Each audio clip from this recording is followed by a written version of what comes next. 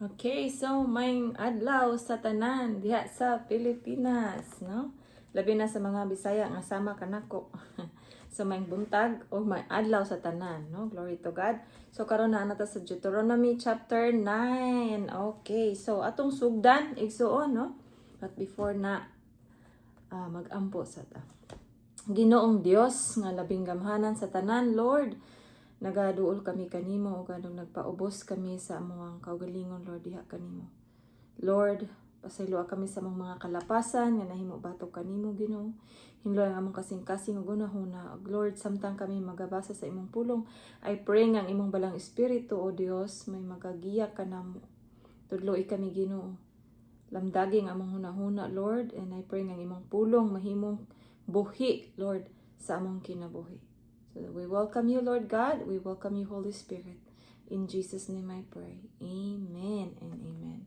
So, okay. So, ato ang sugdan. Kung nakay Biblia, maayo nga, imo kong kuyugan. Sige, join ta. Okay, so, verse 1, nag-ingon sa Deuteronomy chapter 9, verse 1, ingon, pamati o katawhan sa Israel. Niining adlawa manabuk kamo sa suba sa Jordan, aron sa pagpanag-iya sa kayutaan sa mga katawhan nga mas gamhanan ug daghan pa kay kaninyo. Panag-iyahon ninyo ang ilang mga syudad nga gipalig-unag mga paril nga habog kaayo. Sumala sa inyong nasayran dagko og tag-as kining mga tawhana nga ginganlag mga anakim. Og nakabati kamo sa panultihon nga walay makabuntog niining mga higantiha. Karon makita ninyo nga naguna kaninyo ang Ginoo nga inyong Dios sama sa kalayo nga mulamoy kanila, no? So diri ipakita sa Ginoo ang iyang gahom, no? Kay ingon diri nga walay makabuntog sa mga higanti nga anakim. Apan karon nga higayon, no, si Moises nag-ingon sa mga Israelita, ilahang madaog o ilang mapildi ang maong mga higanti tungod kay ang Ginoo nag-una na kanila, no? Ingon diri, busa pamatyon niya sila og sumala gayod sa gisaad sa Ginoo kaninyo. Mabuntog ninyo sila og mapuo, no? So lami gyud kayo ang Ginoo kung siya ang atong una, o siya ang mag-una, no, sa atong dalan. Kay magmadaugon gyud ta. Okay, verse 4. Humanon niya abuga sa Ginoo nga inyong Dios ang mga katawhan alang kaninyo, ayaw kamo pag-ingon. Gidala kami sa Ginoo dinhi aron manag-iya niining yuta tungod kay takos man kami, no? Kumbaga in short, ingon si Moses, di kamo manghambog, no? Ingon si Moses, giabog sa Ginoo kining maong mga katawhan tungod sa ilang pagkadautan. Okay, 5. Dili tungod sa inyong pagkamatarong o pagkamaayong tao nga mapanag-iya ninyo ang ilang kayutaan. Giabog sila sa Ginoo nga inyong Dios tungod sa ilang pagkadautan ug aron usab pagtuman sa iyang gipanumpaang saad ngadto sa inyong katigulangan nga si Abraham, si Isaac ug si Jacob. Busa mailan ninyo nga dili tungod sa inyong pagkamatarong nga gihatag kaninyo sa Ginoo kining maayong yuta kay kamo gahi mag-ulo. Hinumdumi nga dili verse 7, hinumdumi nga didto sa kamingawan gipakasuko ninyo ang Ginoo nga inyong Dios. Nagmasupilon kamo kaniya sukad pagayud sa pagbiya ninyo sa Ehipto hangtod sa pag-abot ninyo dinhi. Verse 8, bisan gani didto sa Sinai gihagit ninyo siya og nasuko siya pag-ayo kaninyo og buot na lamang niya kamong puuhon. Verse 9, mitungas kamo sa bukid aron dawaton ang mga papan nga bato nga gisulatan sa kasabutan nga gihimo niya uban kaninyo. Nagpabilin ako didto sa bukid sulod sa 40 ka adlaw o 40 ka gabi. Wala ako mukaon o muinom. gihatag kanako sa Ginoo ang duha ka papan nga bato nga gisulatan sa Dios pinaagi sa iyang tudlo. Nahisulat niini ang tanan nga giingon niya kaninyo didto sa bukid gikan sa taliwala sa kalayo samtang nagtigom kamo.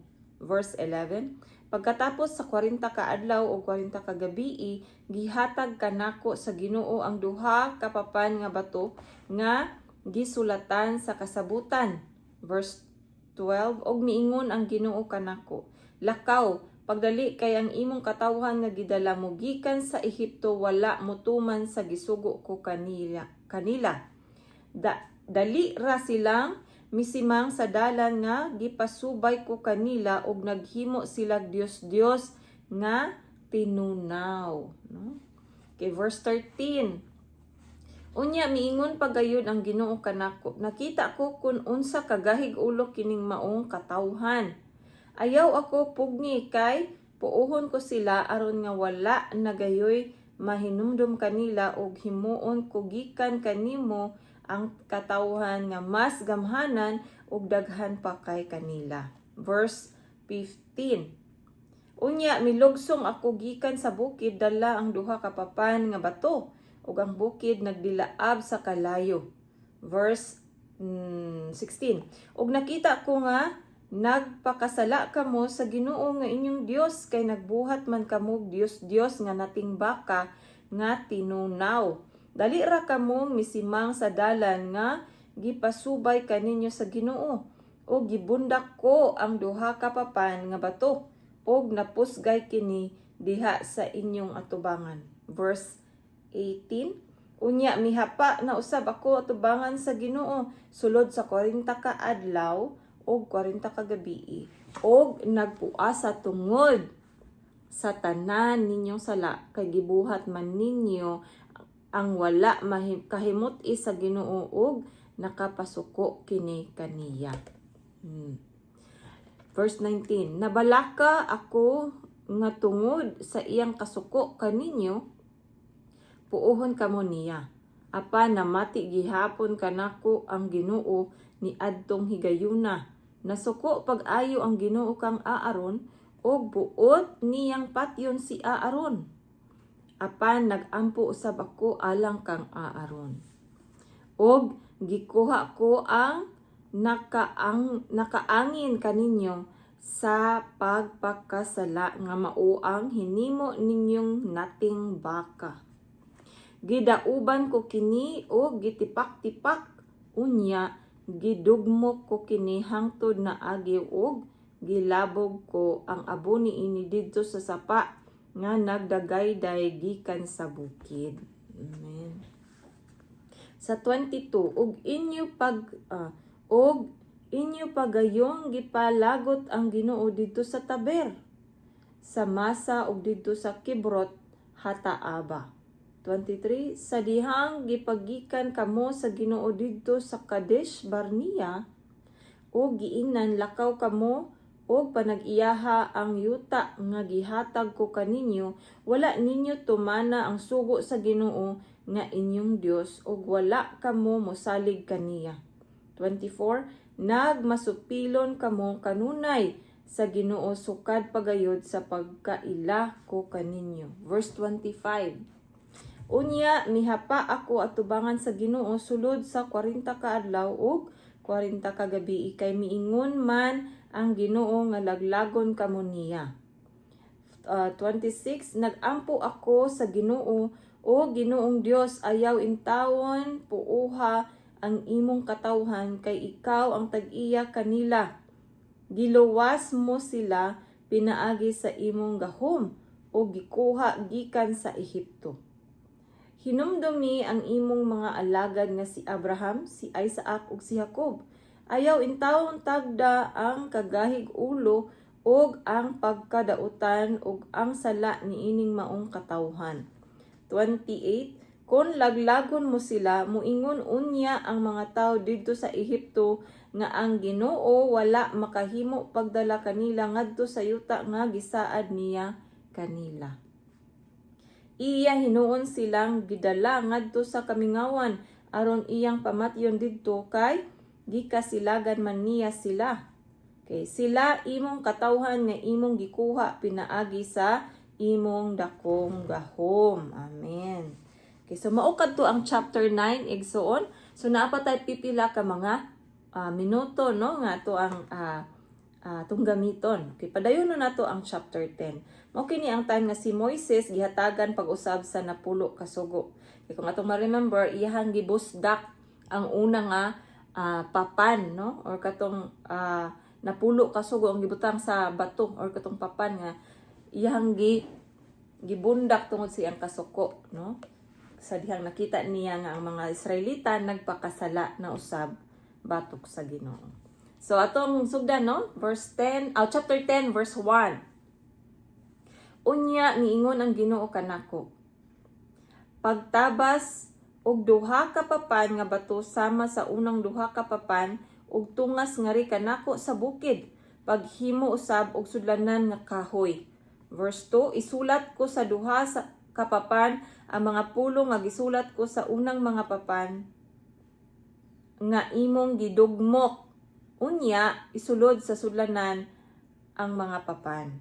Busa nagbuhat akong sudlanan gikan sa kahoyng akasya ug nagtabas akong duha ka papan nga bato sama sa una nga papan. Ug unya, mitungas. So mitungas, no? Unya mitungas ako sa bukid dala ang duha ka papan nga bato. Ang gisulat sa Ginoo sa unang mga papan, gisulat usab niya niining maong mga papan. Ang gisulat niya mao ang napulo ka sugo nga iyang gisulti kaninyo didto sa bukid gikan sa kalayo sa panahon sa inyong pagtigom og gihatag niya kini kanako. Okay, so verse 5. Unya mibalik ako gikan sa bukid ug gisulod ko sa sudlanan ang mga papan sumala sa gisugo kanako sa Ginoo ug karon anaa kini diha sa sulod sa sudlanan, no? So mura ba gisi para safe na sudlanan, no? Gibutang na sa sudlanan. Okay, so verse 6. Mibiya ang mga Israelita gikan sa mga atabay nga gipanag-iya sa mga kaliwat ni Haakan ug mipaingon sila sa Mosera. Didto namatay si Aaron ug didto usab nila siya gilubong. Si Eleazar nga iyang anak maoy mipuli kaniya pagkapari. Gikan sa Mosera didto sila mipaingon sa Gudguda ug unya nangadto sila sa Jotbata diin adunay daghang sapa. Okay, verse 8. Okay. Ni adtong higayuna gipili sa Ginoo ang banay ni Libay. Amen, no? Gipili sa Ginoo ang banay ni Libay aron maoy magdala sa sudlanan sa kasabutan sa Ginoo ug mag-alagad kaniya ug maoy manalangin sa katawhan sa ngalan sa Ginoo. Hangtod karon mao gihapon kini ang ilang buluhaton, no?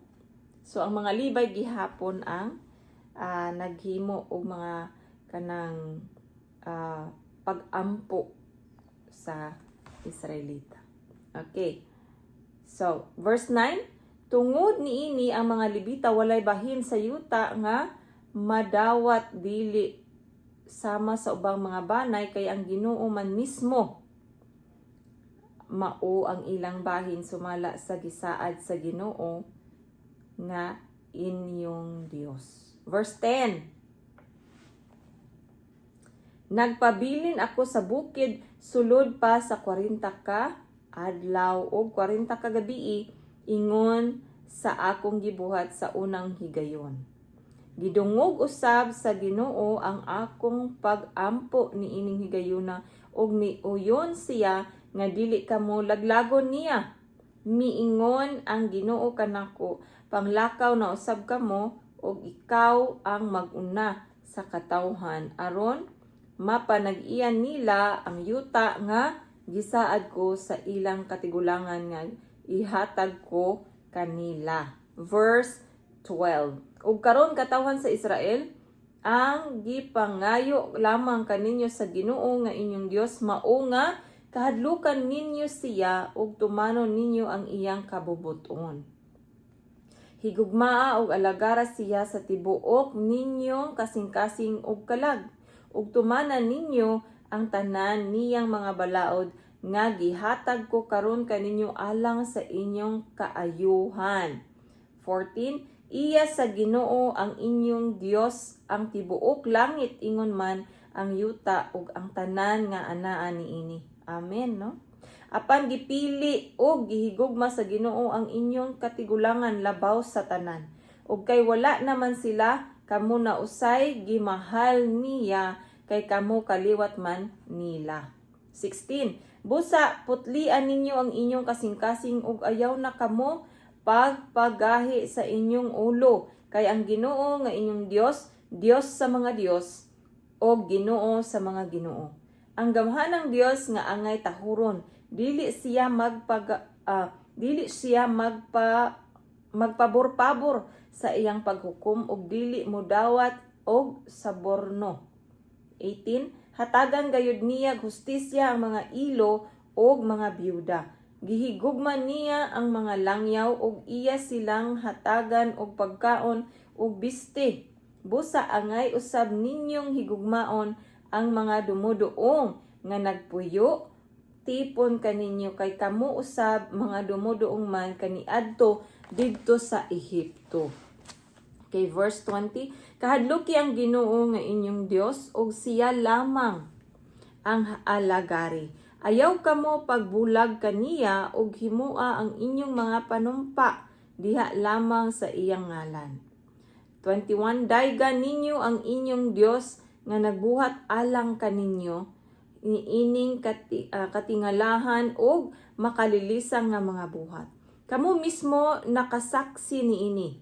22 Ang inyong katigulangan sa 70 lamang kabuok sa dihang miadto sila sa Ehipto apan karon gipadaghan kamo sa Ginoo nga inyong Dios sama kadaghan sa bituon sa langit, no? So gimultiply pag-ayo sa Ginoo ang ilahang kaliwatan sa dihang miadto sila sa Ehipto, no?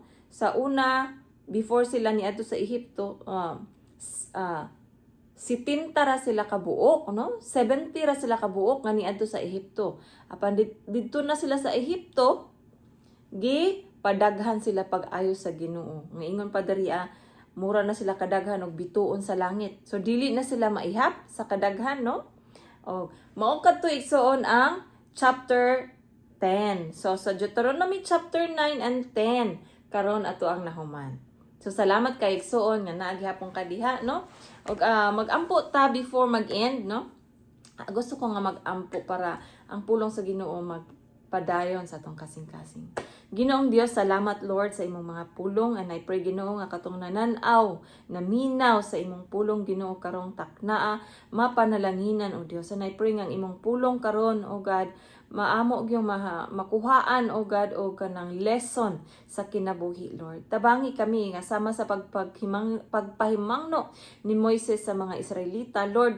Amo usab kining dawaton nga sama nga kami gipahimangnuan nimo Ginoo pinagi sa imong mga pulong aron o God nga magkinabuhi kami nga matarong Lord. Tabangi kami o Dios, tabangi kami Ginoo tungod kay wala gid kami rang mahimo Ginoo kung wala ikaw.